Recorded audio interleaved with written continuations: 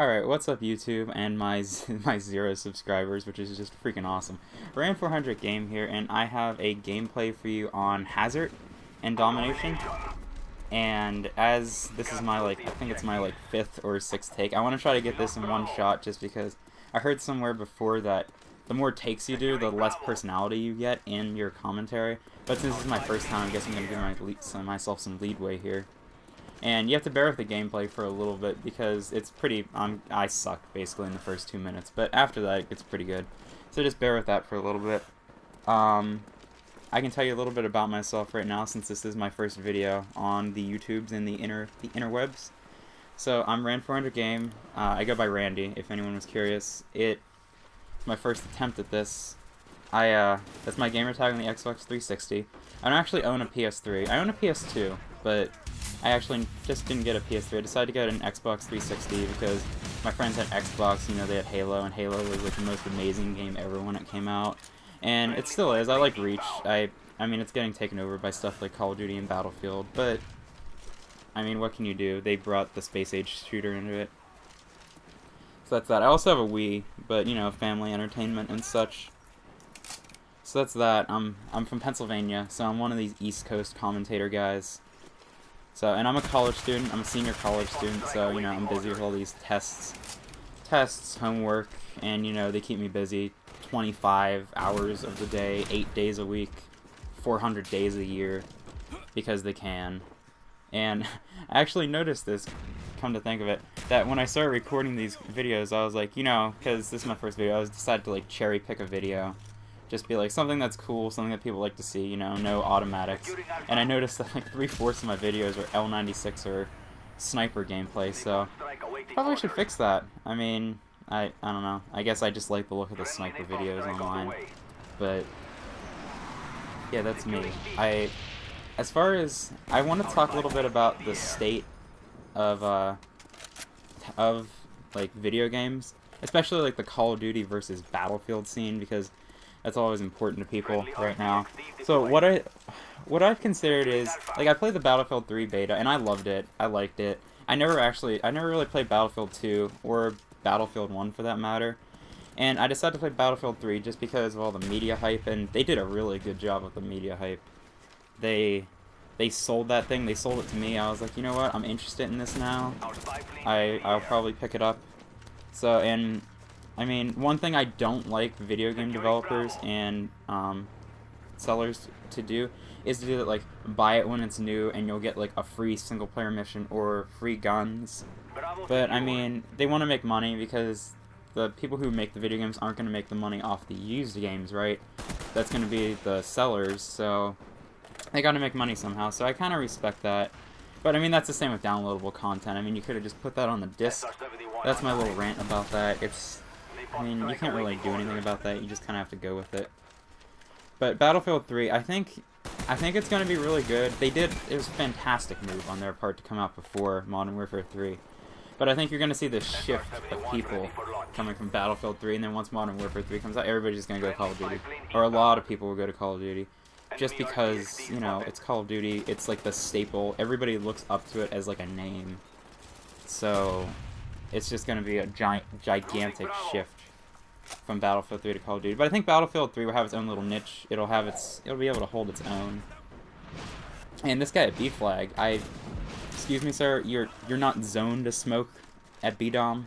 Could you sit down, please? Thank you.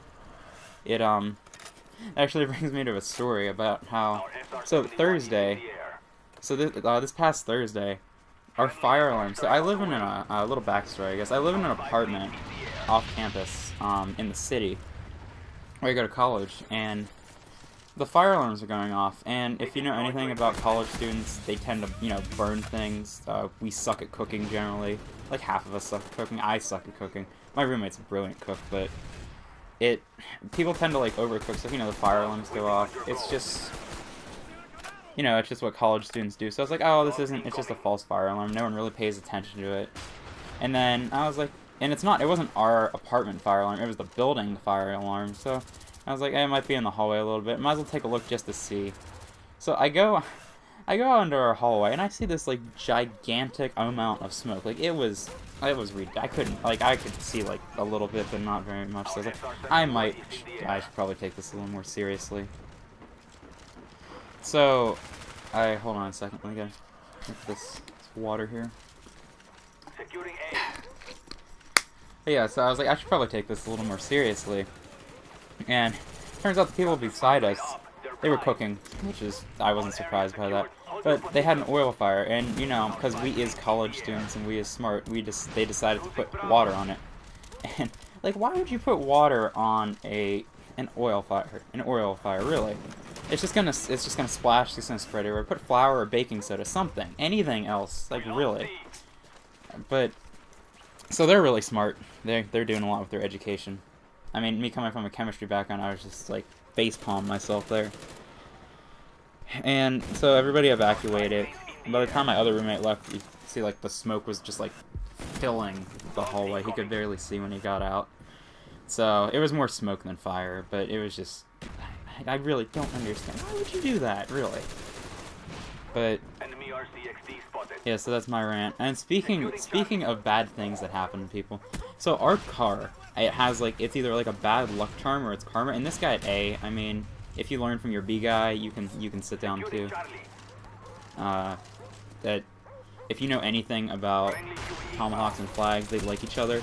It's like flags and trees, they don't like chainsaws and axes, but you know, tomahawks, you know, they're best buddies, like big brother for flags. They protect themselves. So it's like, I don't know, it's like protection against rape. Just, you know, bring a tomahawk and a flag, you're good. But alright, let's see. Of course I had to pick Domination just because it's 9 minutes. But you guys can comment, let me know how I do, let me know what I can fix. You know, I'm probably going a little bit too fast, but it's to be expected. But to get back to my other story, our car, it has like karma associated with it, just because it's got hit 4 times in the past, I don't know, like half a year. My mom was actually coming to pick me up to take me home, because you can't, like, car in the city, parking permits are ridiculous, like $400 or something that ridiculous. Like, I'm not going to bring a car to the city. It's just not worth it. So it's got hit. The woman put her gas on instead of the brake, and she just rammed into our rear. And somebody else hit us from behind too. And you can insert the obligatory "that's what she said" here, because we got hit from behind twice. But I really just don't understand. So whenever you go in the city, make sure you have your insurance up to date and stuff. But so we've got hit 4 times, and it's, I don't even know. I guess it's just the luck we have associated with it, with the fire and cars. It's just, I'm never gonna get a red car again. I'm just gonna stick with trucks. How about that? Anything else?